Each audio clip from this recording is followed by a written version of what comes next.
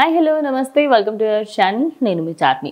నాగబాబు ఇటు లడ్డూ వివాదానికి సంబంధించి రోజు పెరుగుతున్నాయి. ఈ వివాదానికి సంబంధించి మాట్లాడుతూ వచ్చారు. అయితే కలియుగ ప్రత్యక్ష దైవమైనటువంటి వెంకటేశ్వర స్వామి దేవాలయంలో లడ్డూలో జంతు నూనె కలిపారు అనే వార్తలు మొత్తం సోషల్ మీడియా పరంగా అయినా ఎలా అయినా కూడా బాగానే చక్కర్లు కొట్టాయి. అయితే ఇదే అంశానికి సంబంధించి ప్రతి ఒక్కరి ట్వీట్కి అయితే ఆయన రిప్లై ఇస్తూ వచ్చారు. కొంతమంది సెక్యులర్గా మాట్లాడిన వాళ్ళందరికీ సంబంధించి కూడా ఆయన అయితే మాట్లాడుకుంటూ వచ్చారు. ప్రజెంట్ దీనికి సంబంధించి నాగబాబు రీసెంట్గా ఒక మీటింగ్లో మాట్లాడుతూ అసలు లడ్డూ వివాదానికి సంబంధించి ఒక చిన్న సంతకం పెడితే జగన్మోహన్ రెడ్డి అయిపోయేది, డిక్లరేషన్ అయితే వచ్చేది కదా, అలాంటి చిన్న సంతకంకి ఇంత పెద్ద వివాదం చేసుకున్నాడు.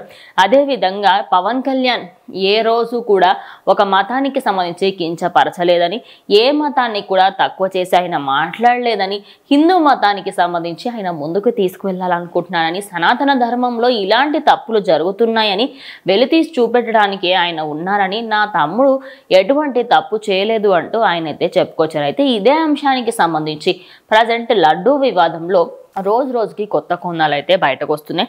అయితే దీనికి సంబంధించి ఇటు హిందూ ఆలయాల్లో హిందువులే నిర్వహిస్తూ ఉండాలి, అందులో హిందూ దేవాలయాలకు సంబంధించి హిందువులే ఉండాలని, ఇతర మతస్థులు ఉండడం వల్ల ఇలాంటివి తప్పులు జరుగుతూ ఉంటాయని, అదే కాకుండా ప్రకాష్ రాజుల వంటి వాళ్ళైనా ఎవరైనా కూడా ఇలా ఇప్పుడు హిందువులనే టార్గెట్ చేస్తూ మాట్లాడుతున్నారు కాబట్టి ఇది సోషో సెక్యులర్గా కనిపిస్తుందని, ఇలాంటివన్నీ చూస్తే ప్రతి ఒక్కరికి దానికి సంబంధించి మాట్లాడడానికి ఎవరు ముందుకు రారు. అయితే నా తమ్ముడు మాత్రం దీని గురించి మాట్లాడడానికి ముందుకు వచ్చారు. ఇక ఆయన సెక్యులర్ అయినా అనుకోండి, ఏదైనా అనుకోండి, ఆయన నిజమైన సెక్యులర్, ఏ మతాన్ని కూడా తక్కువ అంచనా వేయడు.